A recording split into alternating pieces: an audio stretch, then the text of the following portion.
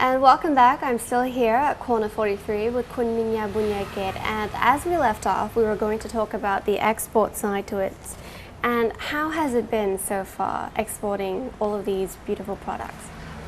Export is, we do about, in 100% we'll do export about maybe 40 to 30%. And mostly we'll do to countries like Japan, we'll do a lot to Southeast Asia, meaning to Singapore, our neighboring countries we do a bit, we do to Malaysia, Indonesia. So there is an element of a lot of the still recurring theme of resorts and sort of hospitality industries along Asia Pacific. So we do well, but we do put a much higher concentration on the local sort of business, because export is important to us, but we also feel like the local business, we can give them our full attention, and we really can go to the sites, and it's maybe just logistically it's easier, but we're a little bit lacking in the export department, although we're trying to catch up on it. Who would you say would be your direct competitor in this particular industry?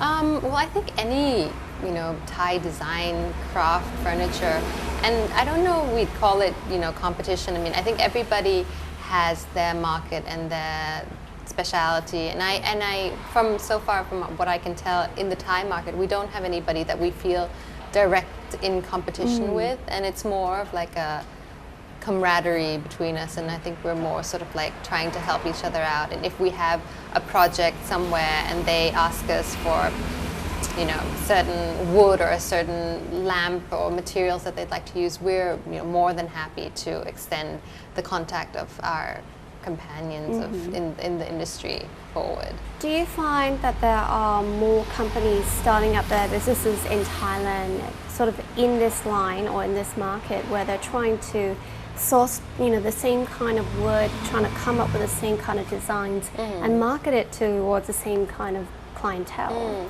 Well, I think the thing in Thailand is that generally Thais are very creative, I think, and they have a really fine way to work with materials, and we have a lot of artisan technique and style of working with the local materials. So I think that a lot of times it's not something that is directly, I wouldn't say there's one company or one group that I think is directly trying to copy one another. I think it's more like a lot of people will take inspiration from other companies, and they'll maybe make something along the lines that will be a similar look and could go together. But I haven't yet found anybody who copies work or tries to make something that is like a very distinct or very obvious connection. But of course there are copycats that you find everywhere, but we take it as flattery and as a compliment that people want to reproduce our things, so we don't take it too seriously, although we do have copyright patents on the pieces. Yeah. Was the first time that say someone bought your products was it like 20 years ago when you first started exporting all the products, or was it just recently? For export, you mean? Well, what happened was, I think that people would come to Thailand on holiday, and they would maybe stroll around the Sukhumvit area, and they would stumble on the shop, and then they'd find pieces they like and want to take back home. And I think that's how it started, when it became sort of a walk-in client situation. And then after a while, interior designers in Thailand, because they are so talented, started doing projects a lot in the region. So they did projects, maybe in Dubai or in Singapore, and they would source Thai products. So, and I think that's how the word gets out, because interior designers will specify products from Thailand for export, and that kind of gets our pieces out there, and people will notice and try to say, okay, where is it from? Can we see what else they make? What would you say is your price range for most of these items? I'd say mid to high. There are pieces that are very labor intensive, things that need to be woven entirely by hand, and it takes days and days and days, and that's only one step. You have, the frame is handmade, the woven pattern on it is hand woven, the finishing is all done by hand, sanding it down every corner, every inch. So there are pieces that people would maybe say, wow, that's sort of a high price for a day bed. But I think that we also look at it as a bit of art, because it is something that has been designed for us. It's something that is truly unique, and the workmanship is in the detail is so intense that I think the price is sort of a justified. If they could see what goes on behind the final product, I think they would be quite happy. Do you have sort of different price range for different international markets? We don't have a different price, and we wouldn't price one piece differently in Thailand than abroad, but we would maybe try to accommodate if they want a piece but they only have a certain budget, we try to see, can we change the material into making it a little less expensive? Can we use a synthetic? Would the synthetic be less expensive or the real rattan be more? So we really try to work with the client to see how we can accommodate to them. Besides actually coming to the store, is there another place that people can actually come and check out the collection, or is there sort of like an online website? Yes, we do. We have a website, CORNER43.com, and that's very up to date. Mostly we'll have all the current collections on there. We'll have different projects that we've done referenced on there, so that's quite up to date. Do you have also like a pop-up store in maybe the department stores? We do have occasionally sort of pop-ups in different department stores. One, not currently right now, but we will have them on rotation, which we will update on the website.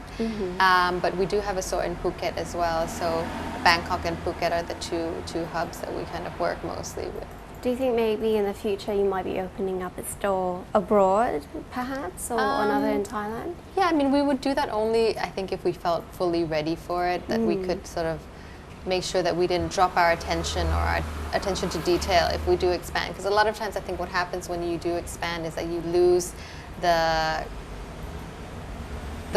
full overview, and when it becomes too much, too big, then it just gets too overwhelming. And I think that's for me the biggest fear, is that I don't want to ever, neglect areas where I could have paid more attention if it had been a smaller scale. So I'd rather keep it consistent. I'd like to grow, but not to a scale where I can't handle it anymore. I still want to be there and have that full attention on detail that I've had before. What do you think where do you think the brand would be perhaps in the next 5 years? 5 years, I would like to see it grow steadily and obviously have more interesting projects to work on. I think one of the most fulfilling things for us is being able to work with designers in projects that are very kind of out there, and we're trying to work with them to create something truly spectacular. And I'd love to do more projects like that. So I have to mention, as you said earlier, that you came from a background of journalism, which is completely different from what you're doing right now. Yes. But for other people that have to perhaps say take on, like you have the role of doing the family business and trying to find that interest or trying to find a special place for that, what recommendation would you give to people?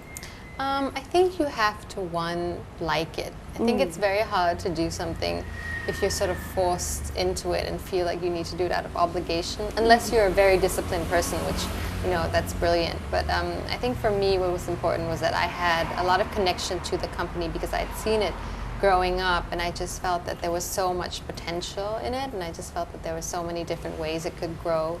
And so I just really felt it was a challenge, but it was one that I was excited to take on. So I think that's one thing that you have to be quite passionate about it. Secondly, I also think it's important to not to get ahead of yourself. So I think it's easy to sort of dream big and want to do 100 things at once, but I think to be consistent to your clients and your staff, and to be able to work on a steady pace and grow at that, I think that was important for me, not to get ahead of myself and to understand that there is a pace and a time to grow, but not to do things that are too rushed or over ambitious. Yeah. Well, that is actually a pretty good advice. Well, thank you so much for talking to me today. Thank you. That is Khun Minya Bunyakit, who is the creative director for Corner43. Well, thank you very much for the very helpful advice. I'm sure a lot of people will definitely benefit from it. You're most welcome. And that is all the time we have. But first, I have to say thank you to Corner43 and also Khun Minya Bunyakit, the creative director. Thank you so much. Most welcome. Thank you. ขอบคุณมากค่ะ ขอบคุณค่ะ